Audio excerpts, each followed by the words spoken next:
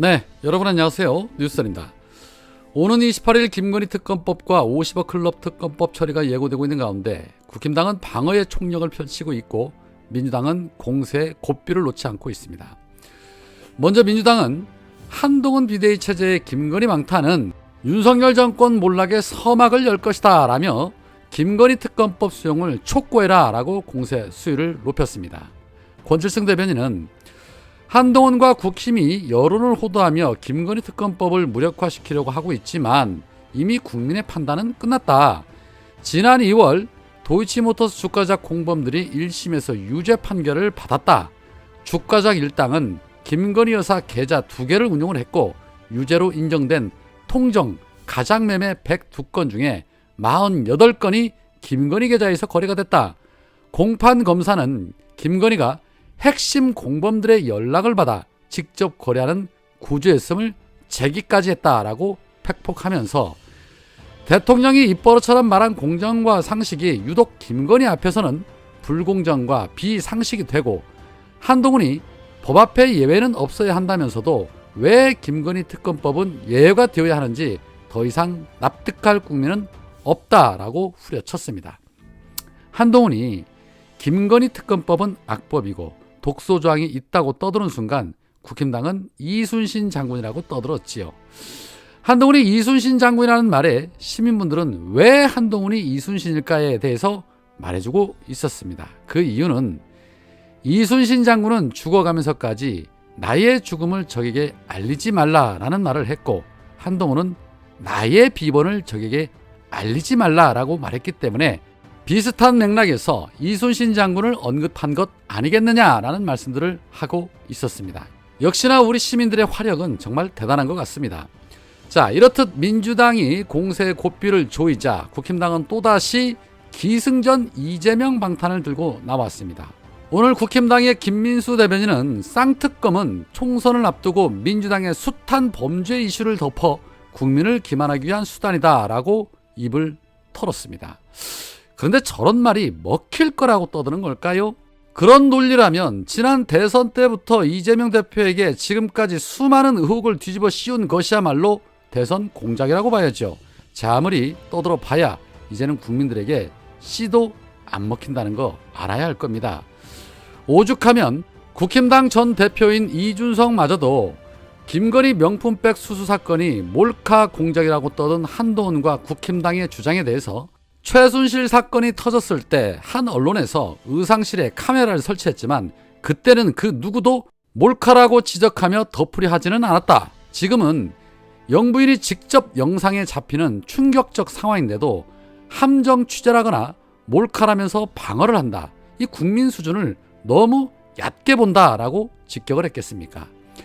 이준석의 주장은 박근혜 정권 당시에 비선실세로 꼽힌 최순실보다는 대통령 부인인 김건희의 비의혹이 더 중대하지 않느냐라는 그런 지적인 것입니다. 여튼 이 돌아오는 한 주는 김건희 특검의 모든 이슈가 빨려 들어가게 될 텐데 아주 흥미진진한 한 주, 기대되는 한 주가 될 것 같습니다. 그러나 그거 말고도 이 윤석열 정권에 대한 공세 수위를 높일 거리는 차고도 넘칩니다. 먼저 어제 민주당의 검탄위가 이 검찰의 업추비와 특활비 내역을 지적하며 폭탄주 49병을 마신 검찰을 비판한 바 있지요. 이에 검찰은 적법한 절차에 따라 처리했다고 반박을 했습니다. 이에 오늘 민주당 검탄위는 다시 한번 입장문을 내고 언론과 시민단체의 노력으로 검찰의 방만한 세금 낭비가 계속해서 드러나고 있다. 보도대로라면 검찰은 국민이 기밀수사에 사용하라고 부여했던 특활비를 식대로 전용을 했다. 억울하다면 구체적인 근거로 반론을 해라 라고 몰아세웠습니다. 파리바게뜨, 스타벅스, 아웃백 등에서 어떤 특수활동을 수행한 것인지 구체적으로 밝히라는 것이죠.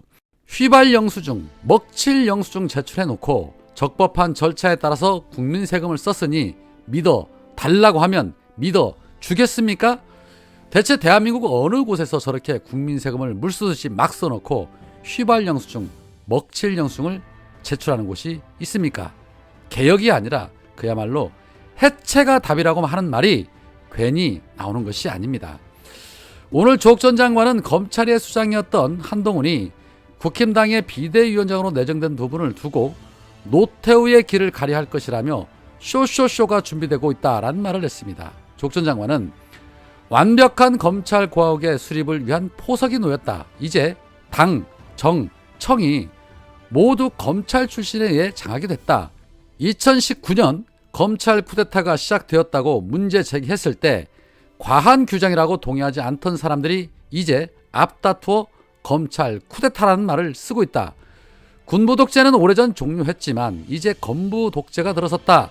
정치학 용어를 쓰자면 군부 쿠데타는 총, 칼, 탱크를 쓰고 단박에 이뤄지는 경성 쿠데타였다면 건부 쿠데타는 수사권과 기소권을 쓰고 단계 이루어지는 연성 쿠데타다.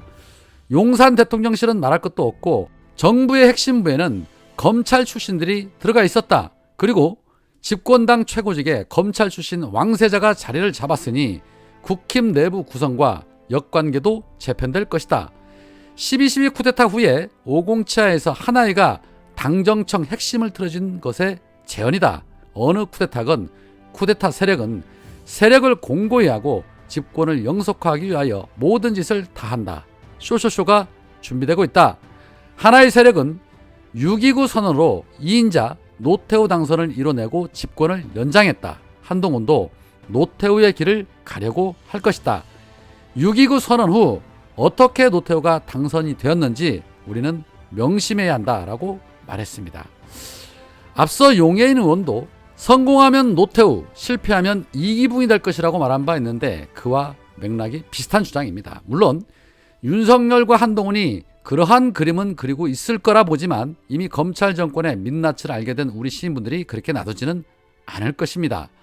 오히려 하나회가 척결되었던 것보다 이 윤석열과 한동훈으로 인해 검찰 조직은 더 산산조각으로 부서지게 될 것이다. 저는 그렇게 봅니다. 국민의 명령 1호가 바로 검찰 해체가 될 테니까요. 자, 한편 오늘 정세균 총리와 김부겸 전 총리가 만남을 가졌습니다. 이 자리에서 이들은 국민의힘은 한동훈 비대위 체제로 혁신에 나서는데 민주당도 통합을 위한 노력을 기울여야 하지 않겠느냐라고 공감한 것으로 전해지고 있습니다. 그런데 국힘당이 혁신을 냈습니까? 조중동 프레임에 정신들을 참 못 차린 것 같습니다. 한동훈은 용산군 낙하산입니다. 용산군 낙하산이 혁신입니까? 제발 좀 이 기레기들 프레임에 안 따라갔으면 좋겠습니다. 또한 이들은 이낙연에 대해서 민주당 의원들이 거친 언사를 쏟아내고 있는 것에 대해서 불쾌감을 표시했다고 합니다. 한 관계자는 두 사람은 당의 후배들 젊은 정치인이 당 원로급 선배인 이 전 대표를 과도한 거친 언사로 공격하는 것에 깊은 불쾌감을 표시했다라고 전했습니다. 아마도 김민석 의원의 사쿠라 발언을 지적한 것이 아닌가 싶은데요. 당의 분란을 초래하고 연일 민주당과 이재명 대표를 흔드는 이낙연에 대해서는 말 한마디 안 하면서 그런 행위를 비판하는 의원들에게 불쾌감을 드러냈다고 하니 무슨 말이 더 필요하겠습니까?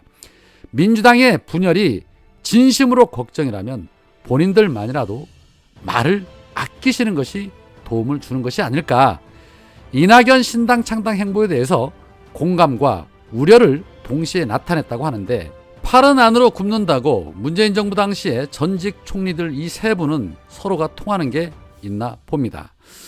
자, 한편 극우 유튜버 안정권이 세월호 유가족을 명예훼손한 혐의로 징역 1년에 집행유예 2년 그리고 사회봉사명령 80시간을 받았다고 합니다. 생각보다 형량이 너무 낮은 것 같은데요. 그리고 이 외에도 현재 안정권은 문재인 전 대통령 부부를 모욕을 하고 또 이재명 대표를 비방한 혐의 등으로도 재판을 받고 있다고 하는데 좀 강력한 처벌이 이루어지기를 바라봅니다. 오늘은 여기까지입니다. 고맙습니다.